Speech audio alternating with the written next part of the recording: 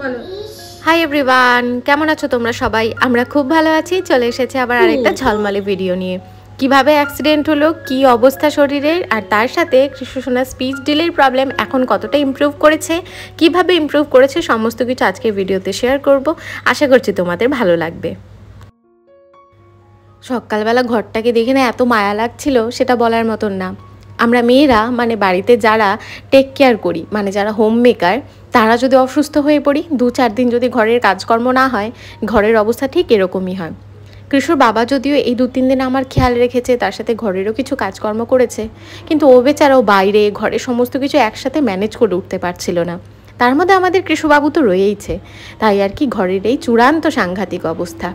পায়ের ব্যথাটা অনেকটা ঠিক হতেই আমি একেবারে কোমর বেঁধে আজকে সকাল থেকেই কাজে লেগে পড়েছি। আজকে রবিবার, কৃষ্ণর বাবাও বাড়িতে রয়েছে। এ কদিন ওরও ভীষণ খাটাখাটনি গেছে, তাই আজকে আমি এখনো অবধি ডাকিনি। সোফার নিচ থেকে যখনই ঝাড়ু লাগাই তখনই প্রায় 1 বাক্স জিনিসপত্র পাওয়া যায়। তোমাদের বাড়িরও কি এই অবস্থা? বাচ্চাগুলো আসলে এই সোফার পেছনে, খাটের পেছনে জিনিসপত্র লুকিয়ে রাখতে কেন পছন্দ করে ভগবান জানে। টেবিলটা তো সাংঘাতিক ধুলো জমেছে। আসলে কৃষ্ণর বাবা কাজকর্ম করলেও এত কিছু গুছিয়ে করার তো সময় পেত না, তাই আর কি চেয়ার টেবিল ভালো করে আগে একটু পরিষ্কার পরিচ্ছন্ন করে রাখছি। আজকে হলটা দিয়েই ঘর পরিষ্কার করা শুরু করেছি। এরই মধ্যে আবার দরজায় কড়া পড়েছে, এই যে আমার ছোট্ট কৃষ্ণ উঠে চলে এসেছে।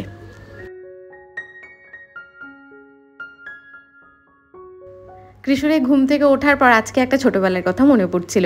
আগে মা দুপুরবেলায় ঘুম পাড়ানোর জন্য কত চিৎকার চেঁচামেচি করতো, ঘুমো রে ঘুমো রে ঘুমো। তখন একদম ভালো লাগতো না, তখন মনে হতো এই তো জোর করে আমাকে ঘুম পাড়িয়ে দিচ্ছে, আমি এই সময়টা খেলতে পারবো না।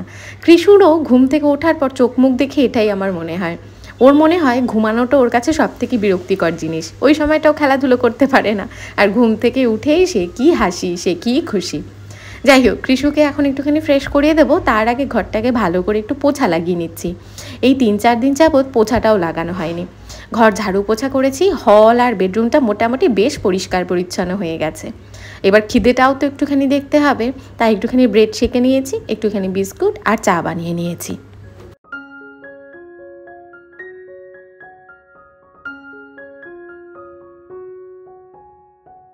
কৃষ্ণ আবার এখানে অ্যাক্টিং করে দেখাচ্ছে, মানে গরম কোনো জিনিসে হাত লাগলে আমরা যেরকম উয়া করে উঠি, ও ঠিক সেটাই অ্যাক্টিং করে দেখালো আর কি। আমাদের ডাইনিং টেবিলের উপরে একটা কাচের কচ্ছপ একটা কাচের প্লেটে রাখা থাকে, সেটা জলের মধ্যে রাখা থাকে। আর কৃষ্ণ সোনা পুরো বাড়িতে জল খুঁজে পায়নি, খাওয়া দাওয়া খাওয়ার পর ওই কচ্ছপের জল দিয়ে মুখটা মুছে নিল।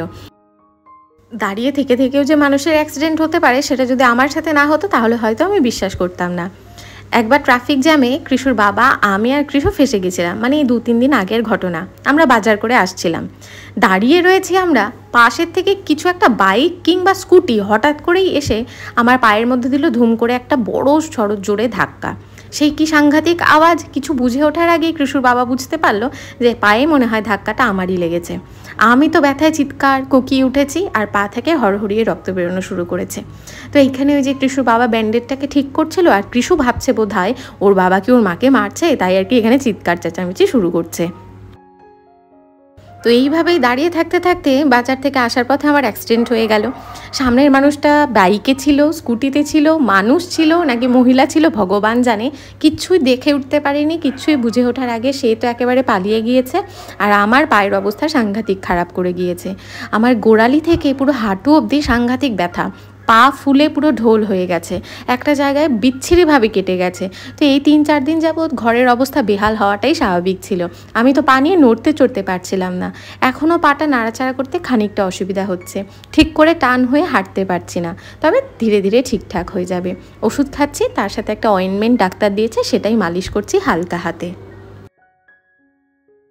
কৃষকে ব্রেকফাস্ট করিয়ে আমরাও খাওয়া দাওয়া করে একটু ডিমার্টে চলে এসেছি। চাল একদম বাড়ন্ত, চাল নেব, একটু আটা নেব, তার সাথে হলুদ, ধনে জিরে গুঁড়ো, এই কয়েকটা জিনিস নিতেই ডিমার্টে চলে এসেছি। এই যে চাল নেওয়া হয়ে গেছে, বাদবাকি জিনিসপত্র নিয়েও আমরা বেরিয়ে চলে এসেছি। আজকে তো রবিবার, আর আমরা খুব একটা রবিবার সকালবেলা বেরোই না, ওই সন্ধ্যের পর থেকেই বাজার, মুদি সদাই এই সমস্ত জিনিসপত্র করে থাকি। তবে আজকে দেখলাম আকাশে বেশ মেঘ করেছে, তাই আর দেরি না করে সকালবেলাতেই চলে এসেছি।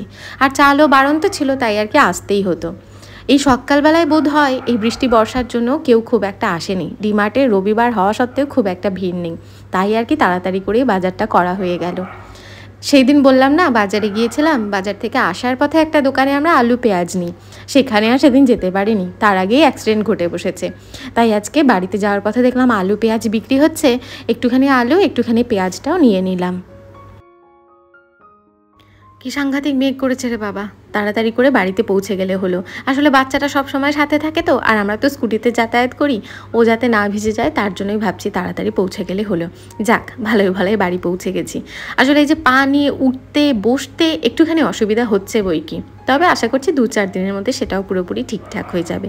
শুধু পায়ের ফোলা ভাবটা অনেকটাই কমছে না, মানে প্রথম দিন যতটা ফুলে গেছিলো ততটা তো অবশ্যই নেই, তবে এখনও ফোলা ভাবটা রয়েছে। তাই আর কি পাটা না হাঁটা চলা করার সময় বেশ ভারী লাগছে। বলেছিলাম না চালটা বাড়ন্ত, তাই চালটা এসেই আগে ঢেলে নিলাম, তারপর ওই একটুখানি হলুদ গুঁড়ো ধনে জিরেগুলো এই জিনিসগুলো নিয়েছি। কৃষু তো এখন এসেই ঘুমিয়ে পড়েছে, তাই আর কি জায়গার জিনিস জায়গায় রেখে নিচ্ছি। পরে আবার কৃষু উঠে পড়লে ওর পেছনে দৌড়তে দৌড়তেই সময়টা কেটে যায়, তাই চেষ্টা করি ও ঘুমিয়ে পড়লে যখন যেই জিনিসটা করা সেই জিনিসটা তাড়াতাড়ি করে নিতে। কৃষুর বাবা যদিও বলছে এত কাজকর্ম করার আমার দরকার নেই, তবে এতদিন বসে থেকে থেকে না আমারও ভালো লাগছে না। আসলে কাজের মধ্যে থাকলে দেখবে মনটা কত ভালো লাগে। এখানে আলুগুলো তো নিয়ে এসেছি, নিয়ে আসার পর দেখলাম প্রত্যেকটা আলু ভেজা, আর এই ভেজা আলুগুলো যদি ঝুড়ির মধ্যে রাখা থাকে হাওয়া লাগবে না, তাই আলুগুলো পচে যাবে। তাই শুকনো জায়গায় মেলে দিলাম, জলটা একটু শুকিয়ে গেলেই তুলে রাখবো ওই ঝুড়িটার মধ্যে।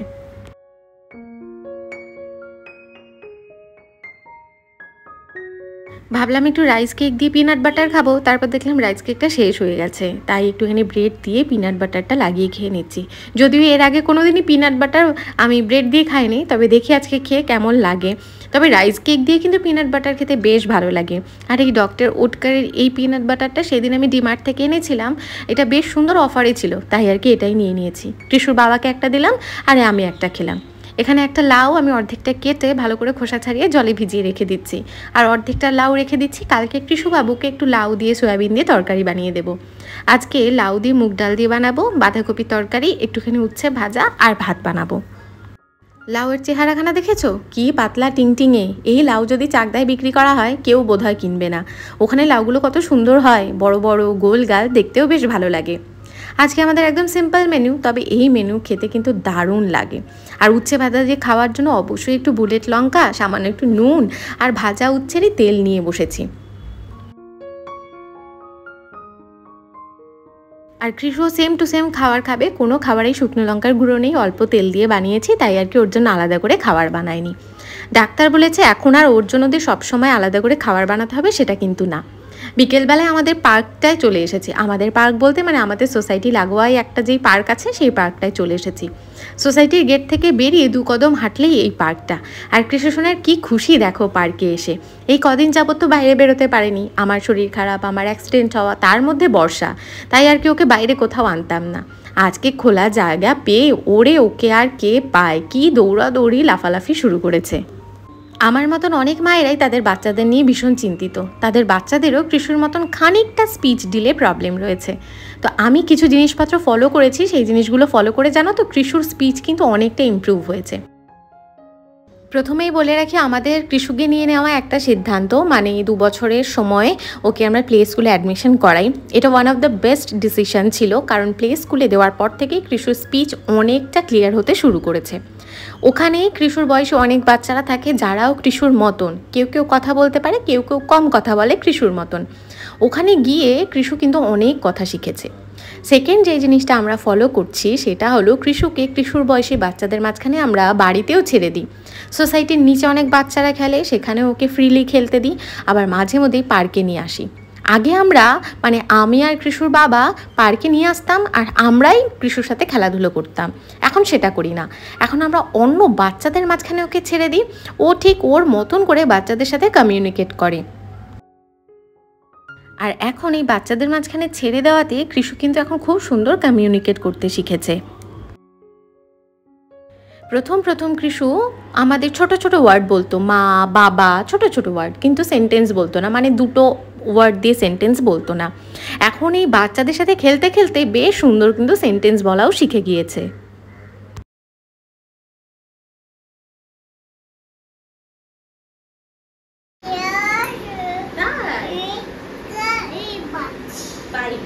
ये क्या है?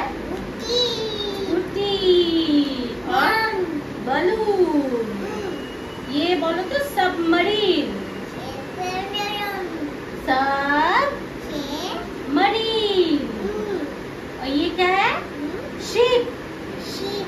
Yes, this is boat. বলো 1 2 3 4 5 6 7 8 9 10 वाओ। अच्छा बाबू थोड़ा सा बाथिंग दिखाओ और कोम्बिंग। अच्छा ब्रश, हाँ, और स्टॉप दिखाओ। ओके। প্লেন কাহা হ্যায়? প্লেন। ওকে। আমাদের বিল্ডিংয়ে একজন আঙ্কেল থাকেন, তিনি আমাকে বলেছিলেন যে ও এখনও কথা বলতে শেখেনি, মানে আজ থেকে ধরো 4-5 মাস আগের কথা বলছি, তার পেছনে নাকি আমার কারণ রয়েছে। শুনে বেশ আমার খারাপ লেগেছিল। তখন উনি আমাকে বুঝিয়ে বলেছিলেন এই যে ইশারা করে কৃষু আমাকে কিছু বলে, আর আমি যেহেতু মা সবসময় আমি ওর সাথে থাকি, আমি বুঝে যাই আর সেটা ওর হাতের কাছে এনে দিই, তাই আর ও খাটনি করে কথা বলতে চায় না। সব কিছু যখন হাতের কাছে পেয়েই যাচ্ছি তাহলে আর খাটনি করে কথা বলবো কেন? তো সেটা উনি আমাকে বারণ করাতে আমিও ওনার কথা মতন ওকে হাতের কাছে সব কিছু এনে দেওয়া বন্ধ করে দিই। ও যখনই ইশারা করতো আমি ওকে বারবার প্রশ্ন করতাম কি চাই, তুমি মুখ দিয়ে বলো, স্পষ্ট করে বলো, তাহলে এনে দেবো। हेलो, कैसे हो? बोलो क्या हुआ? আর যখনই আমি বারবার প্রশ্ন করা শুরু করলাম আর ও যেটা চাইতো আমি হাতের কাছে এনে দেওয়া বন্ধ করে দিলাম, ও ধীরে ধীরে নিজে থেকেই বলার চেষ্টাটা শুরু করলো। আর যবে থেকেই বলার চেষ্টাটা শুরু করেছে ধীরে ধীরে আমি ওর মুখে ওয়ার্ড বসানো শুরু করেছি। 2-4-5 বার যখন জিজ্ঞেস করার পরও কিছু বলতো না, আমি ওকে শিখিয়ে দিতাম, আচ্ছা তোমার জল চাই, বলো জল। তারপর ধীরে ধীরে ও বলা শুরু করলো। তো তোমরাও এই জিনিসটা ফলো করতে পারো। এই যে চোখের নিমেষে কথা বলতে বলতেই দেখো দেওয়ালটাকে খুঁটে কি অবস্থাটাই না করেছে। একটা মস্ত বড় কাজ এই কয়েকদিন যাবৎ জমা হয়েছিল। যেহেতু কোনো হাউস হেল্প নেই তাই আর কি কৃষুর বাবা রান্না করছিল, আমরা খাচ্ছিলাম, আর ও যেহেতু বাসন ধোয়ার খুব একটা সময় পেত না, বাসনগুলো জমাই হয়েছিল। আমি আজকে সময় সুযোগ মতন এই যে রাত্রেবেলায় সব বাসনগুলো আগে ধুয়ে নিচ্ছি। রান্নাঘরটা পরিষ্কার করার পালা। এই ঘরটা পরিষ্কার হয়ে গেলেই মোটামুটি ঘর দোয়ার এখন আগের অবস্থায় ফিরে আসতে পারবে। পুরো 1 গামলা বাসন জমেছিল, এই ধীরে ধীরে অল্প অল্প করে আজকে ধুয়ে নিলাম। এরপর আর খুব একটা অসুবিধা হবে না। এই যে আমি ফর্মে চলে এসেছি, ব্যাস সংসার আবার আগের মতো নিজের গতিতে দৌড়াতে থাকবে। 2 বছরের পর ডাক্তাররা বলে থাকেন দুটো ছোট ছোট ওয়ার্ড দিয়ে বাচ্চারা সেন্টেন্স বলতে শিখে যায়। এবার প্রত্যেকটা বাচ্চা তো আলাদা, অনেক বাচ্চাই এগুলো একটু দেরি করে শেখে, কিন্তু দেরি করে শেখাটা কোনো অসুবিধার ব্যাপার নয়। কিন্তু যদি 2 বছর বাচ্চার বয়স হয়ে যায় কিন্তু বাচ্চা তাও একটাও সিঙ্গেল ওয়ার্ড ঠিকঠাক বলতে না পারে, যেটা ওর চাই সেই জিনিসটা পয়েন্ট আউট করে দেখাতে না পারে, তাহলে কিন্তু ডাক্তারের সাথে যোগাযোগ করতেই হবে।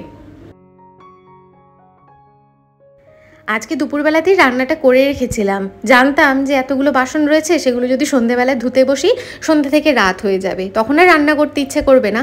তাই দুপুরবেলায় রান্নাটা নিয়েই রাতের বেলায় খেতে বসে পড়েছি। আর আজকের ডালটা এতটাই অপূর্ব হয়েছিল বলার মতন না। কৃষুদের স্কুলের একটা মর্নিং প্রেয়ার রয়েছে, God's love is so wonderful, সেটাই এখানে কৃষু ওর বাবাকে বলে শোনাচ্ছে। আবার সেটা দেখবে হাত দিয়ে সুন্দর করে বুঝিয়ে বুঝিয়ে ও বোঝাচ্ছে ওর বাবাকে। প্রত্যেকটা প্লে স্কুলেই দেখবে কোনো কিছু গান বা রাইম শেখানোর সাথে সাথে হাতের অঙ্গভঙ্গি করেও টিচাররা শিখিয়ে থাকেন।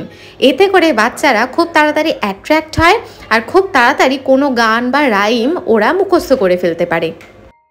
এখন কৃষু সোনা অনেক বকবক করার সাথে সাথে ছোট ছোট সেন্টেন্স বলতে পারে, আবার অনেক রকমের রাইমও কিন্তু করে শোনাতে পারে। এখানে এই দেখো নিজেই God's love is so wonderful এটা ওর বাবাকে করে শোনাচ্ছে। कहाँ है सांप? कहाँ? सांप? ओ सांप है। ছোটবেলা থেকে কৃষুকে ঘুম পাড়ানোর সময় দরজা জানলা বন্ধ করে লাইটটাকে বন্ধ করে দিতাম, আর সেটা মানেই ও বুঝতো যে ঘুমানোর সময় হয়েছে। আর এই যে রাত্রেবেলা খাওয়া দাওয়ার পরেই ও বুঝতে পারে যে না এবার এটা আমার ঘুমানোর সময়, নিজেই লাইট বন্ধ করে দেয়, নিজেই আবার বাবা মাকে ডাকাডাকি করে। আমি আসছিলাম না, অনেকক্ষণ ডাকাডাকি করেছে, তাই আর কি জামা ধরে টেনে নিয়ে চলে এসেছে ঘরে, নিজেই দরজা বন্ধ করছে। বলো